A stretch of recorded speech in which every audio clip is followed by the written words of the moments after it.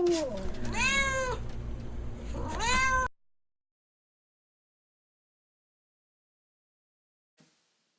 everyone, I'm Carly. And I'm Nicole. And we're from RedRover, and we're going to talk today about the 3 steps of empathy. Sounds great. Excellent.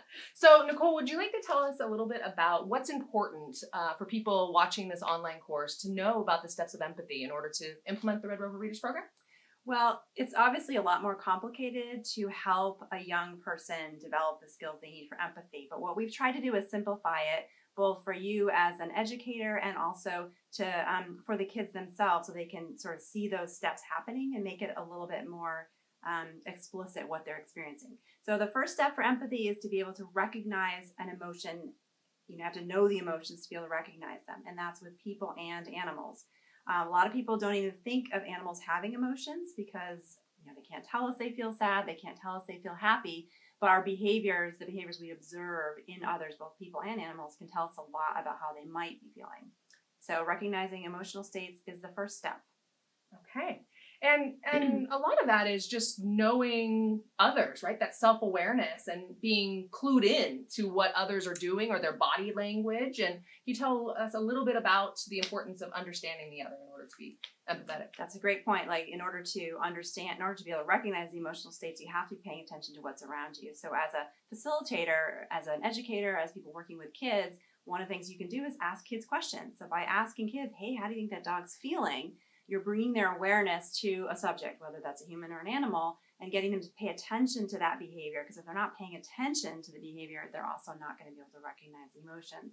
So even if they observe it, maybe they see a dog that looks like they're scared, they're kind of, their body's hunched up. Maybe they've never seen a dog scared, or they never knew how to read that.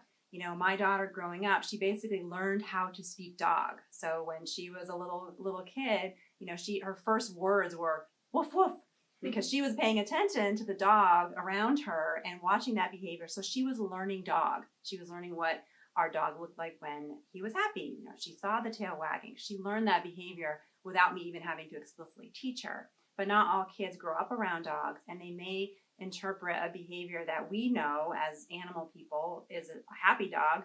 Someone might interpret that behavior, the tail wagging and all excited, as something to be afraid of, and they might think that dog is about to bite.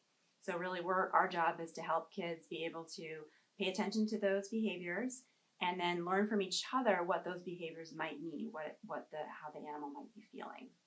So the second step, you want to talk about the second step? Well, I was going to say how I do remember you sharing that with staff, that your daughter was learning how to speak dog, and how amazing an example that is. So if we are aware of those around us, then we are more able to take their perspective, more able to understand them, and more able to empathize. And it really is starting with that understanding and awareness of what's around us. It's like learning another language, really. Like it is. Being able to observe others and pick up on that language that you're seeing.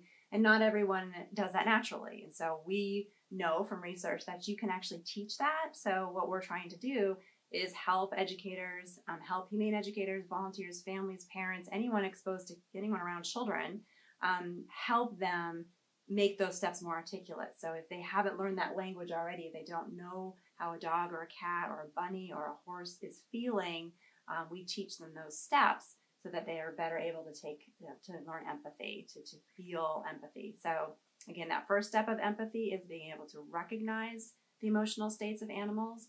And then the second step is sharing that. And that's, again, where the questions come into play. Asking a child, how do you think Buddy feels in this picture? And it's a dog and he's chained up.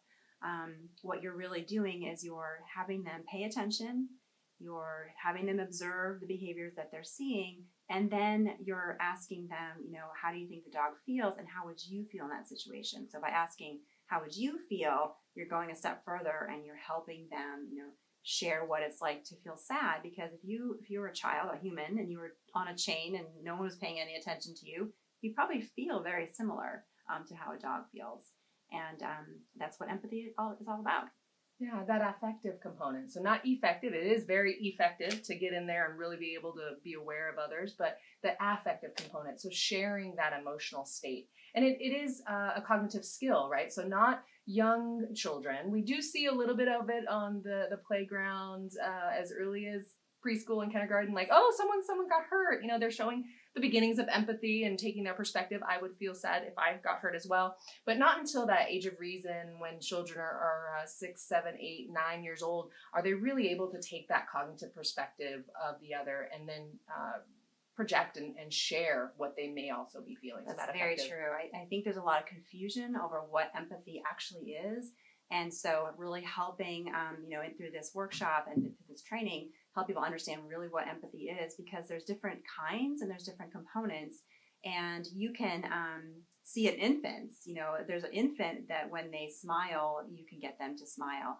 And if they're beyond the stage where that the little mirror neurons are firing, but there's really the contagious, it's essentially called contagious or contagion empathy, where you are almost just absorbing emotion with very little cognitive or brain activity related to that. It's just pure copying, and that's a certain kind of empathy, which is great to develop and pick up on and bring to someone's attention. Yeah. It's all good. Like when the teenagers get all amped up for something, or like, hey, what are we amped up about? You know, they're all getting into it. You're just essentially feeling the emotions of people around you, and you're not necessarily that conscious of it. And so helping everybody, whether it's young children or even the teenagers or adults, helping them be aware that they're actually picking up on the emotions of others is another really good skill for empathy development.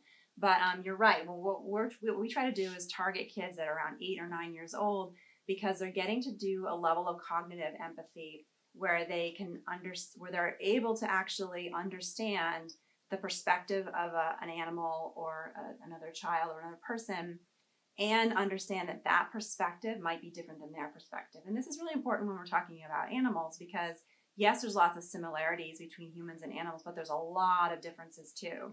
And, we might love hugs. A dog might really not like hugs. It might make them feel really uncomfortable. So helping kids understand that, you might love a hug, but just because you love a hug and it feels good doesn't mean a dog is going to feel the same way. So you don't want to just run up and hug a dog. You get bit for one thing. It happens a lot. That's often why kids are the most likely to get bit, because they don't have that level of perspective taking yet. So they're not able to understand that the dog might not feel the same way in a similar situation that they would feel. And so we try to get that age where they're just starting to be able to understand that their perspective might be different. And so as a facilitator, we're really calling attention to those things. And what's interesting about doing this in a big classroom is that they're not all going to be at the same level at the same time. Right. It's not like when a kid turns 8, they suddenly develop this complex perspective taking skill.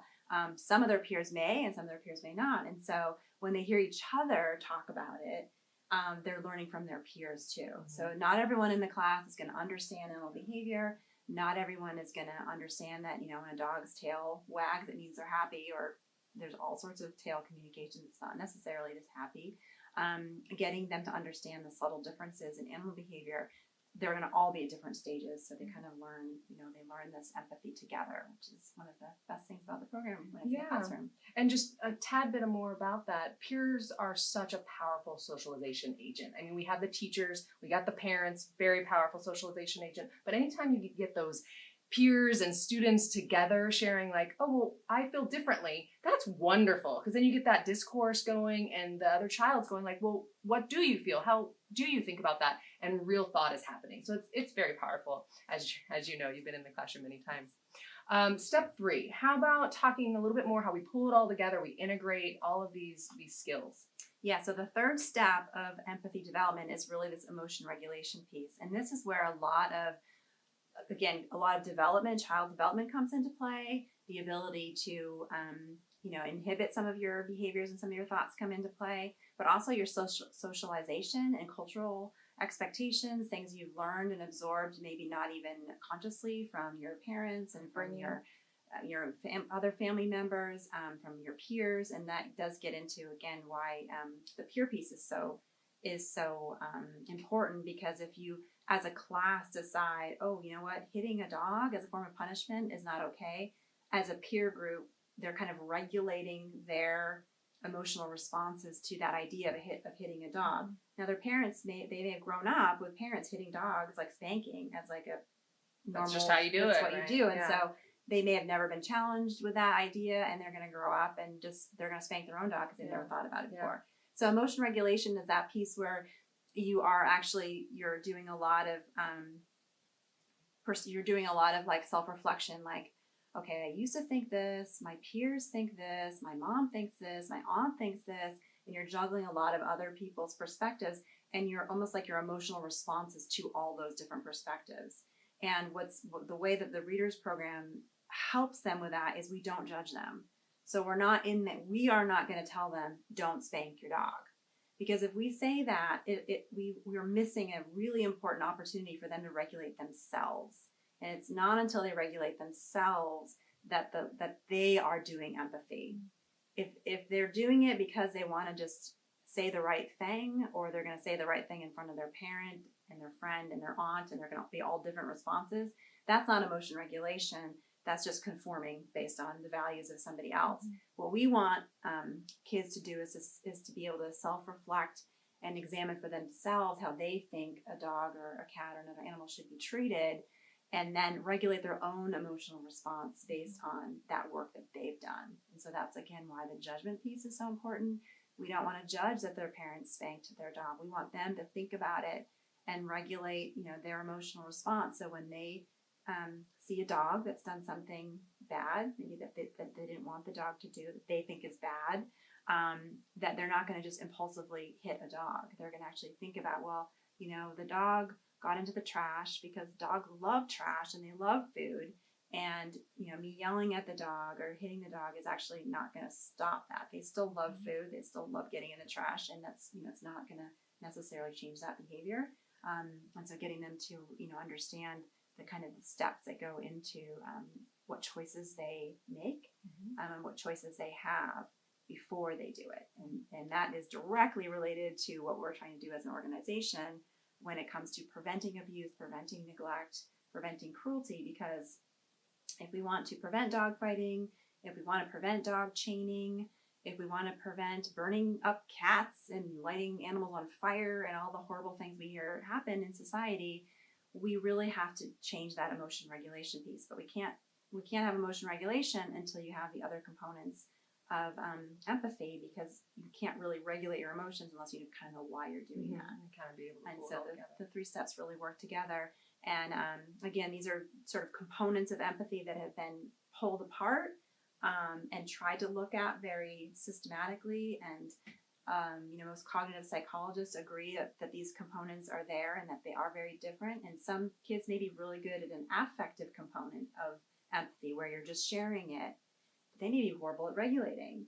So that's what gets to be a little confusing for people, because there are some people out there saying empathy is a bad thing because it makes you feel sad. Like if you're a highly empathetic person and you're always just absorbing the emotions of others, well, yeah, then what you are is you're experiencing personal distress. You're just distressed all the time because you're just absorbing emotion around you everywhere. And that is empathy, but it's only one component of empathy, and it's just affective. If you're only sharing emotional states, you're going to wear out. You're going to just be completely drained. You need to learn to regulate your emotional state to be able to cope with other people's emotions in the same way. So you really need all three components to be able to be strong in empathy skills. And that's where a lot of people get confused. If they just see one piece and they don't know they have to have all three to be able to really be present and be experiencing empathy as what we're talking about with this program. And that's really how it gets into be a social emotional learning program, because we're teaching the children the skills. We're giving them the coping skills, the self-awareness, the social awareness, self-management to succeed and to be aware of their peers, be aware of themselves. So it is very powerful. I have had a ton of fun today talking about the 3 steps of empathy, and it's not every day you get to do a filming project with your boss. It's super fun. But thank you very much for the time, and hopefully everybody enjoys the video in the online course. Yeah. Bye. Thanks for being here.